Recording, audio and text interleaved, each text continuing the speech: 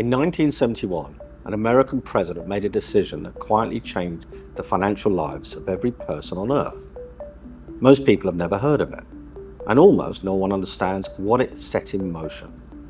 To understand where gold is going, you really do need to understand what happened that night on August the 15th. But let's start much further back. For most of human history, money had to be something. Not represent something, be something.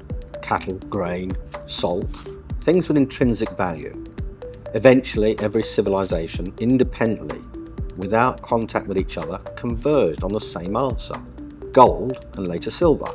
Not because someone decided it was valuable, because gold earned its status over thousands of years. It did not corrode, it could not be inflated away, it was scarce, and it was easily divisible, which simply means it can be split into smaller amounts without losing its value per unit. Thousands of years, dozens of civilizations, one conclusion: that doesn't happen by accident. As economies grew, carrying physical metal everywhere became very impractical. So goldsmiths began issuing paper receipts. You deposit gold, you receive a note. That note represents your gold. And it worked, because the note was always redeemable. The metal was always there. And initially, this worked very well. Instead of carrying gold, you carried promissory notes. It was illegal to print more receipts than you had in gold. But systems are always twisted to corruption. Money held true and inflation became anchored in stability. In fact, healthy deflation became the norm. After the Second World War, 44 nations agreed that the US dollar would become the world's reserve currency, fully backed by physical gold reserves at $35 per troy ounce. The United States held the gold, everyone else held dollars. It required one thing above all: discipline. But by the late 1960s, that discipline was gone.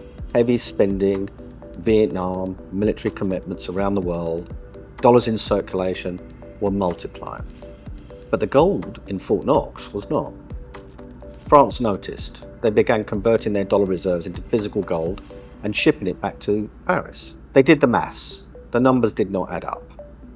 On the evening of August the 15th, 1971, President Nixon appeared on the television. The United States was suspending convertibility of the dollar into gold. Temporarily, he said. It was never reversed. That night, for the first time in peacetime economic history, the world's de facto global reserve currency was backed by nothing. Not gold, not silver, not any commodity, just the promise of a government. We call this fiat currency, from the Latin word let it be done, value by decree, which they also made law that all taxes are to be paid in the sovereign currency. After President Nixon dismantled the Bretton Woods system in 1971, the United States urgently needed a new monetary architecture that would preserve both its economic homogeneity and the US dollar's status as the world's reserve currency.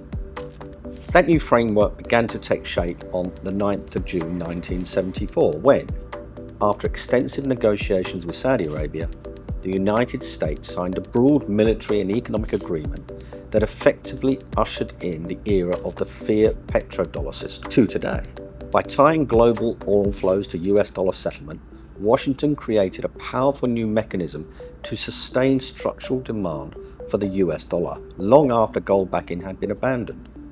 Since then, sovereign governments can now create fiat currency, or money to most people's definition, at will and in any quantity, to fund wars, bail out banks, manage political cycles, and deficit spending within economic cycles. But gold has quietly kept score. In 1971, gold was just $35 an ounce. Today it trades around $5,000, rising 14,200%. That is not gold going up, that is paper fiat currency going down. Gold hasn't changed the unit of measurement, it has. Here is what I find telling. Central banks, the very institutions that print fiat currency, have been buying gold at the fastest pace in decades. In fact, global net buying every year since 2010 into today.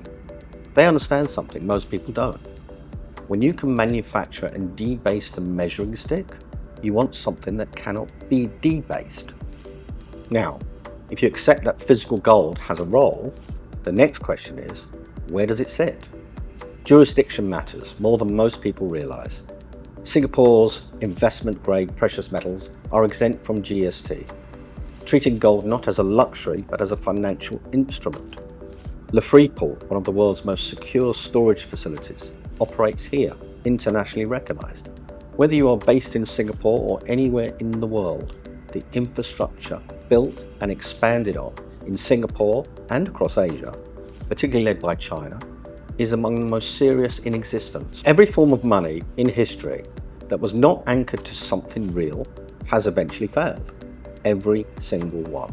And for the first time since 1971, there are serious conversations between governments, between central banks, regulatory authorities, about what a new monetary framework might look like. Those conversations always come back to gold, not because it is nostalgic, but because across thousands of years and dozens of civilizations, it has never needed a government to tell people it was valuable. That is a track record no fiat currency can match. If you at all found this useful, please subscribe. We cover precious metals, macro, and the structural forces shaping real wealth. And if you would like to explore how physical gold fits within your own portfolio, then reach out directly. We offer a complimentary 30-minute consultation. Storage, structure, and what ownership actually looks like in practice. The link is below. Thank you.